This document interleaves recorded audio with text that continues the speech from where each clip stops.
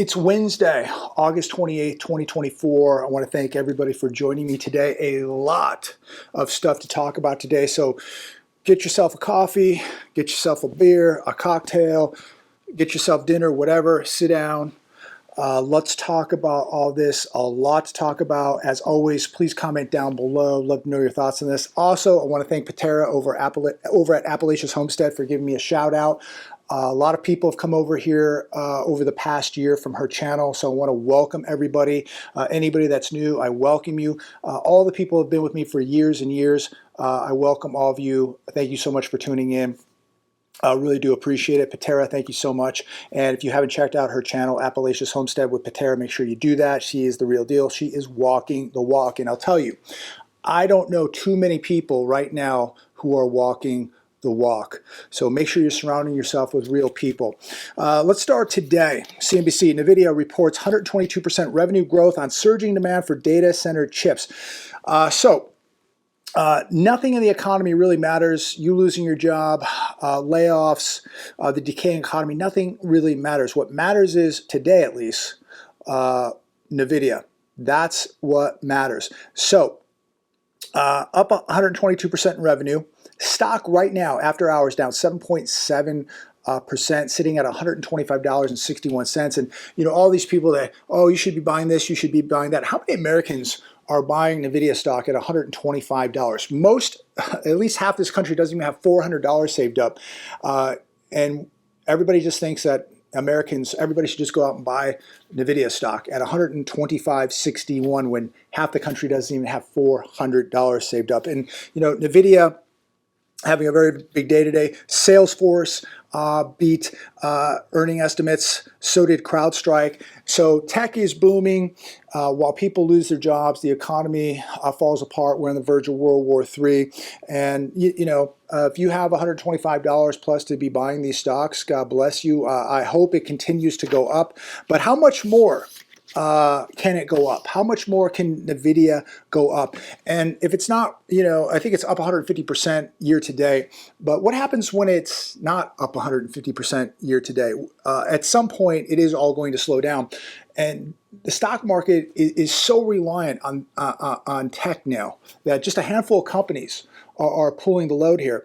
And what happens when these tech companies begin to slow down? Or heaven forbid, they begin to get into trouble? What's going to happen to the rest of the stock market? You know what's going to happen.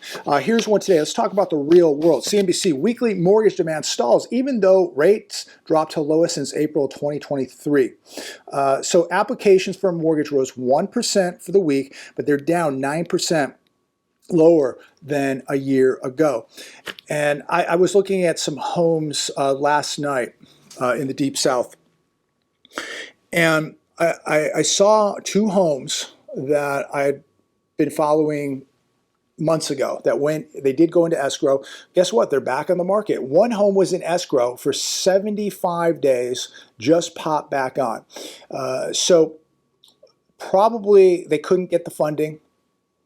And the listing is back on the market. The other one that I saw I'm not sure how long that one was off the market, but it's amazing how many of these escrows are falling through. And people are just not getting qualified. They cannot qualify for these homes. And so I'm noticing more and more homes that I saw a month or two ago, 3 months ago, coming back on the market.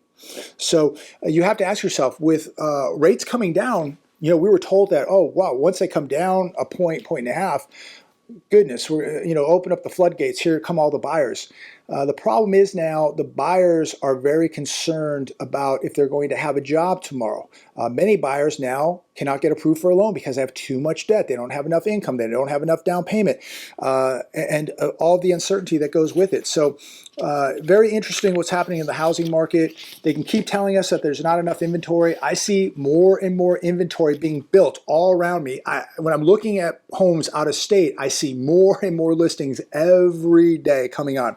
Shares of Abercrombie and Fitch plunged 15% after CEO warns of increasingly uncertain environment. Yeah, I agree 100%. This is a very uncertain environment, no doubt. Foot Locker shares dropped 10% despite first comparable sales growth in 6 quarters.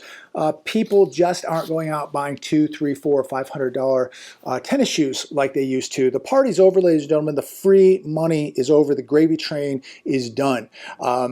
Things are now happening where people have to face reality. They don't have the discretionary spending capability as they once did. Now tomorrow, hopefully Enrique, myself, possibly Sid are going to get together. We're going to go to the food bank. We're going to pass out some food to some people, some dogs. Hopefully that works out tomorrow. If it does, I'll make sure to film it, so make sure to tune in. Hopefully that works out. It's still really hot out. I think we hit about 110 today, so it's always difficult to get out there and find people when it's this hot, but we'll do our best. Here's another one. Dick's Sporting Goods hit by cyber attack. This happened last Wednesday. It was just being reported today. An unauthorized third party gained access to certain confidential information. The same day that this happened, this is the same day that Halliburton reported a similar attack. So, you know, we're hearing about more and more cyber attacks hitting large companies, oil companies, financial institutions, banks, water systems, emergency systems. Be very, very careful, ladies and gentlemen. We are going to come to a point where some large city is going to get cyber attacked, and it is going to shut the grid down. It's going to shut water down. It's going to shut electricity down. It is coming. So make sure you don't have all your eggs in one basket. Make sure that not all of your money is sitting in a bank controlled by the internet or computer or anything electronic. This is the problem I have when you start talking about digital money. You talk about how easy it would be to control. All they have to do is flip a switch, and you can no longer go spend money. You can no longer do a transaction. Your money could disappear very, very easily. So that's why I like physical things. So be aware of this and be prepared for an emergency, because let's just say something happens and your grid goes down for 72 hours, a week, 2 weeks. What would you do? How would you survive? And people go, oh, that's no problem. I got some Campbell soup, and you know, I got some bottled water, and everything's going to be fine. I think people are really underestimating, you know, what it would be like for a week without power, without running water, without a refrigerator, without a stove. Most people would be in very, very big trouble. The hedge today, 2,000 workers gone. Klarna is first major company to unleash mass layoffs thanks to AI. So here we go. This is now beginning to get much more popular. AI replacing jobs, technology, robots, AI. Roughly 2/3 of the jobs in the world are exposed to some degree of AI. AI could replace 1/4 of current workers. The article says 300 million full-time jobs globally could be replaced by AI very, very soon. You know, make sure that you're getting skills. If you're getting into the job market, if you're transitioning to something else, find something that isn't easily replaced by AI. You know, I like how they tell us, well, the people that lose their jobs, they're just going to get retrained and they're going to be able to operate all the AI. Yeah, one person could probably operate, you know, enough AI that would cover 100,000 people.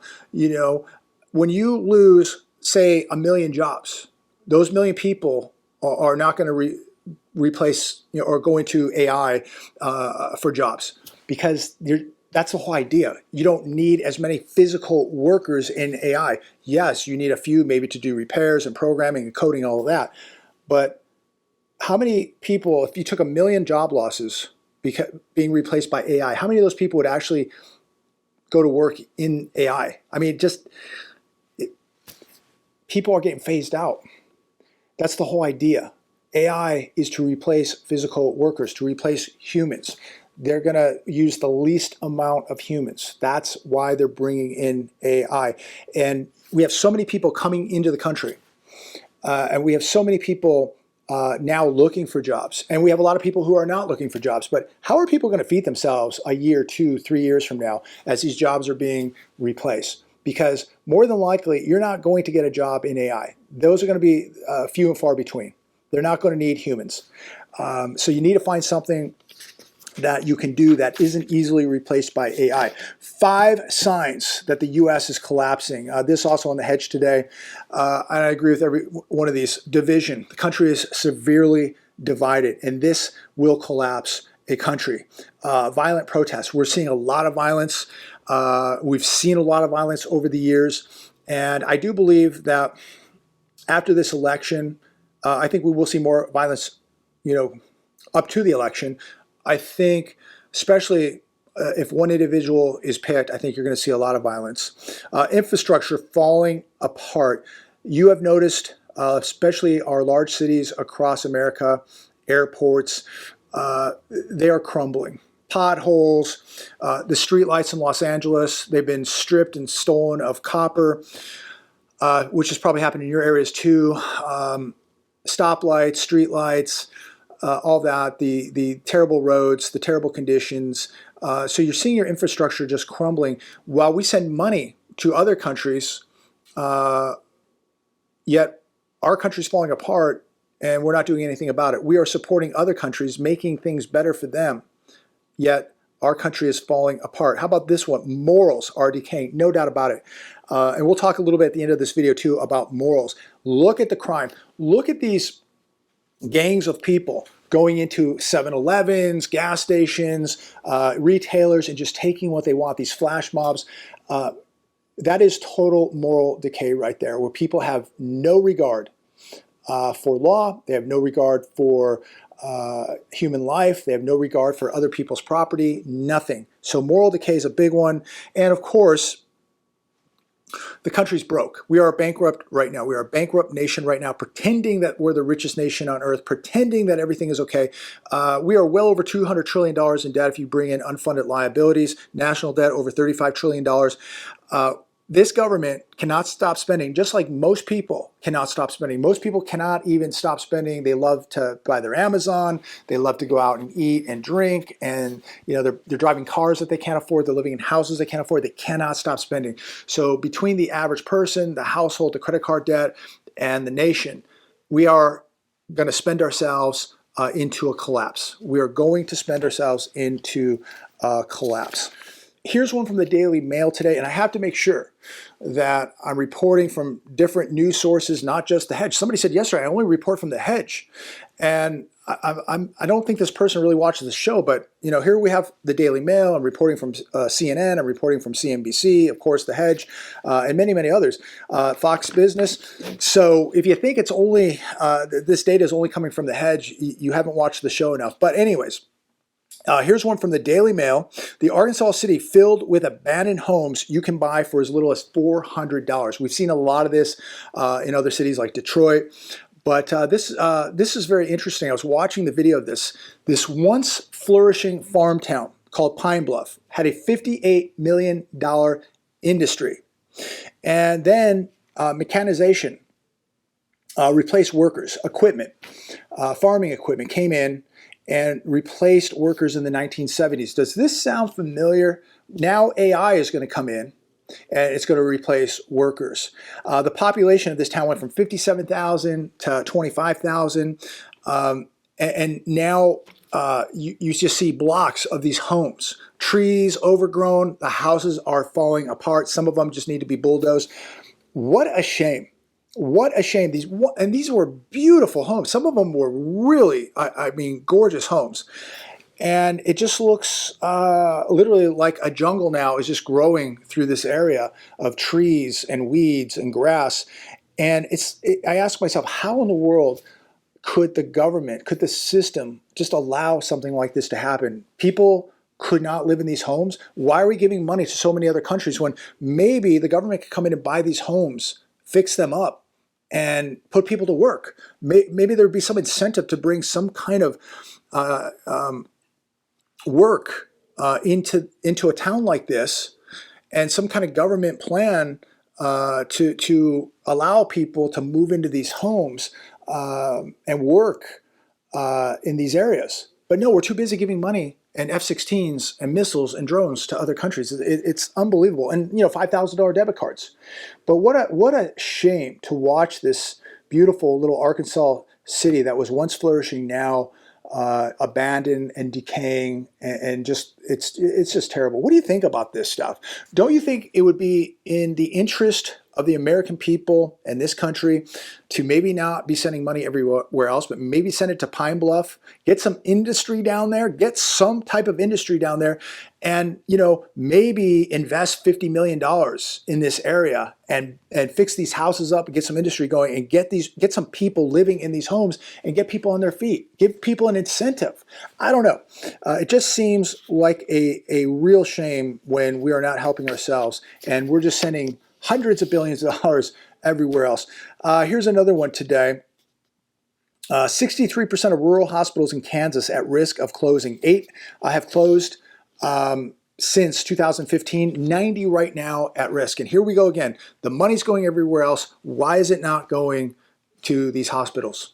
Why are we helping everybody else, but we're not helping ourselves? I don't get it. Here's another one. Fox Business. Car insurance premiums could skyrocket 50% in some states this year. Talked about this yesterday. My premiums have exploded. And now they're saying they may go up another 50%. How in the world are people surviving? I don't get it. I don't know how people are doing this. I went to the grocery store yesterday, get some beef, and I mean, the prices of good quality beef right now are out of this world. I cannot believe from a few years ago what I was paying compared to what I'm paying right now. The average person, say with a family of 4, I don't know how they're doing it. Almost half of New York City bus riders don't pay. This on townhall.com. I was watching this on the news today too. I mean, people just don't, they just don't pay. If they go to the store, they can take whatever they want, walk out. They need a bus ride, they don't pay. You are, again, watching the moral decay of the United States of America. Here's one from CNN.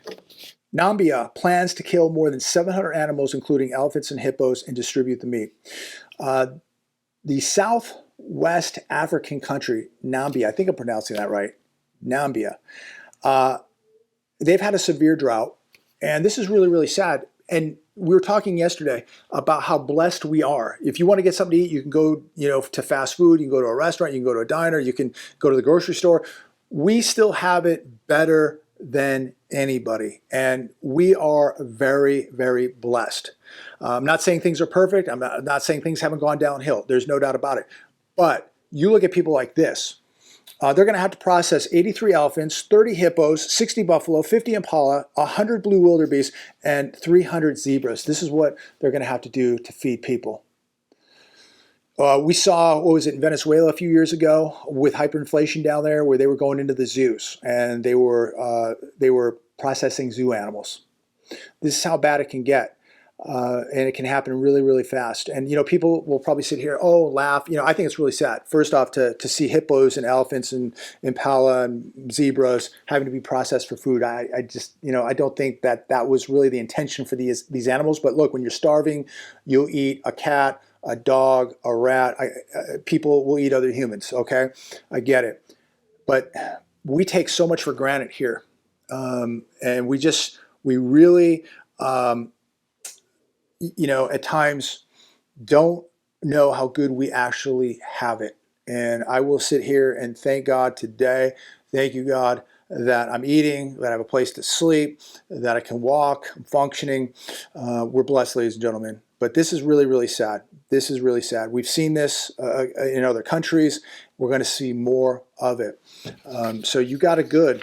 So, do what you got to do to make sure we don't lose what we have. So get out there, vote, get the word out there, speak up, make videos, talk to people. We're going to be in big, big trouble if things are not corrected very soon. Here's one from Sky News.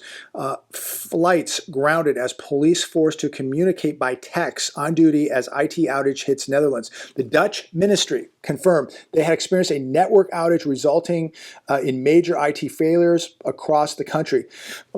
You know, here we go again, another one. People don't understand how sophisticated and advanced this technology is. And people have gotten very comfortable relying on everything being on a computer. Everything is run by computers. The airlines, the grid, your water systems, your emergency services, financial services, everything is run on computers. And if this stuff goes down, you're literally back to the 1800s. You are back to the 1800s. Most places you shop at, if the computers go down, I told you I was just at a hardware store a couple weeks ago. Their computers went down. They could not do a transaction, period. Cash or credit. This would seize everything up. And so we're going to see, I believe, at some point, some major failures across the globe and right here in the United States of America. And this will put you back to the 1800s very, very quickly. So make sure you are preparing. Los Angeles, iconic Langer's Deli may shutter as crime, homelessness ravages neighborhood. It's not safe. This deli, I don't know, has been around for God knows how long, 76 years, I believe. Yeah, 76 years. And this is, again, another one of these historic, iconic restaurants. And we've seen iconic, historic retailers have to close because of this. This is absolutely a travesty to lose a place like this. We are losing these iconic establishments because nothing's being done about the crime and the homelessness. And of course, now the economy. When people don't have, I don't know what a corned beef there is, probably $25, I bet, if not more. People just don't have that kind of money now. That's a lot of money. But the labor costs, the inflation, the crime, the homelessness, it's just too much. And these places are shutting down. So it's really, really sad. It is really sad. And when I make these videos, ladies and gentlemen, it gives me no satisfaction to be reporting on things like this. It is really, really sad because I know people work really hard. I love places that have been around this long. It's so historic. And when you go to a place like this, it's enjoyable. It's fun to go to a place that's been in business for so long. But it'll turn into another vacant building and another shattered dream, unfortunately. And talking about that, I want to close with this article, and this just happened a couple nights ago. And I was watching multiple videos on this last night. Newport Beach, Fashion Island, one of the most prestigious outdoor shopping malls in the United States of America. I've shot a handful of videos there. Another incident took place. Now, if you remember, I believe it was last month when the couple, I think they were from New Zealand or Australia, I think it was New Zealand, a group of gang members tried to take an older woman. I think she was around 80 years old. They tried to steal her watch. She resisted, hurt her husband, and they landed up running her over, taking her life, and then firing shots into a crowd or towards one of the retailers. So that was the first time, I believe, ever a human life was lost in Newport Beach at Fashion Island. Now, just a couple nights ago, victims in Ferrari Rolls-Royce robbed by suspects outside Fashion Island Mall. I'm watching the videos last night. Unbelievable that now parts of Newport Beach are turning into a war zone. So what had happened was these two guys, one has a the Rolls-Royce SUV. The other one had, I don't know what Ferrari it was, maybe a 488 yellow, gorgeous car, probably worth, $300,000, $400,000. They're hanging out late, and they're going back to their vehicles, and a group of gangbangers, whoever they were, from wherever they're from, I think they're saying they might have been from LA County. They robbed the guy in the Rolls Royce of his watch and his wallet. Then they turned to the guy in the yellow Ferrari, his buddy, and they tried to carjack him. This dude hits the gas, takes off. They fire around, blow out his back window of the Ferrari. This guy goes down the road, pulls into a Chevron station, which is probably less than a mile from where he was at. It's right around the corner from Fashion Island. In fact, he probably drove right by the police station. The police station from where they're at was probably less than a mile. Newport Beach PD is literally right down the street from Fashion Island. So this guy probably drove right by the police station, made a right, pulled into the Chevron station. There, he's calling 911 and all that. This is getting absolutely out of control. When you cannot hang out, walk around at night at Fashion Island, Newport Beach, where the average home is probably $2 million, average $2 million. There's homes in there, upwards of $50 million. Kobe Bryant used to come to Fashion Island all the time with his daughters and hang out by the koi pond. He had a $30 million house up there in Newport Coast. Lots of money, beautiful area. Many of these people worked very, very hard to get where they're at. Okay. And when you pay this kind of money to live in an area like that and you've got to deal with this, this is a big problem. And Newport Beach is going to have to get this under control. What they're going to do, I have no idea, but I don't think they're going to tolerate it. But if you are not safe shopping in Newport Beach, especially at Fashion Island, I mean, they're interviewing people. Women are like, I don't feel safe now. This really can hurt business. This is not good for business. This is how retailers close up, because when people are being carjacked, they're being shot at, they're being run over. How many people, especially women, want to go to Fashion Island by themselves and go spend money? Not a lot, because now they're getting worried. So really, really sad to see this happening. Somebody who lived in Southern Orange County for many, many years, spent a lot of time in Laguna, spent a lot of time in Newport Beach when I was younger. To see this happening, it's unheard of. It is unheard of. This never used to happen. And now it's almost like you have gang members and criminals now hunting wealthy people in Newport Beach, Beverly Hills, Santa Monica. Very, very, very concerning. It really, really is. So as I leave you today, make sure you're getting in shape. Make sure you know how to take care of yourself. Make sure you're spending time at the range. Make sure you know how to operate those tools correctly.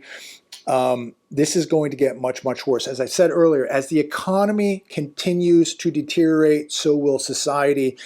People don't have any respect or regard for your life or the law. So be very, very careful out there. Stay safe. God bless. Talk to all of you soon.